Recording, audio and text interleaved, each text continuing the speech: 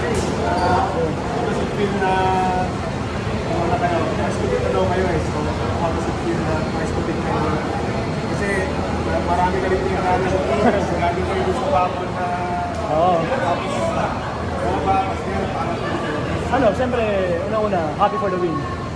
At stake kasi laki, tapos to be happy for the team, tsaka sa mga bata rin, diba? At least, management, diba? Ang laki na pagdala namin ng pandemic, diba? So, masaya lang, kasi for the coaches ko. Diba nagbago, RJ? Kung tayo na mabaka yung una-una mga nakalimutan. Siyempre, big factor din yung namin. J3. Gusto kasi naman, di ba, sa loob, walang reklamo, di ba, walang... Mag-enjoy pala Toyo.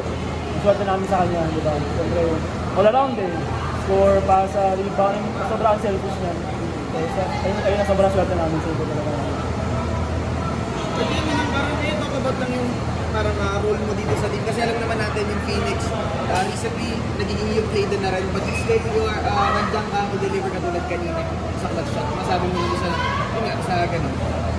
Ano, siguro as one of the Palawan, ako pala pinakamatagal sa Phoenix. So siguro ano ko yung experience ng Phoenix as a team.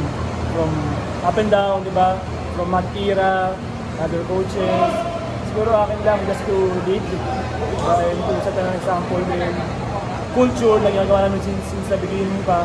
I think now, na-redeem na namin yung pinanin namin dati. Parang gano'n. I hope. I want to say na gano'n, siyempre, we're doing good now, sana tuloy-tuloy.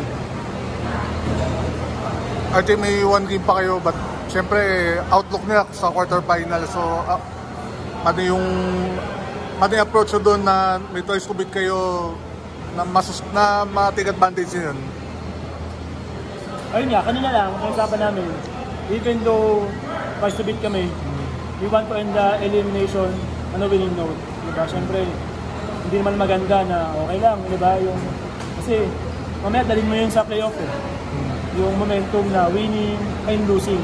Diba? Both sides lang naman yan. If you end the round losing, di ba yung feeling ng team?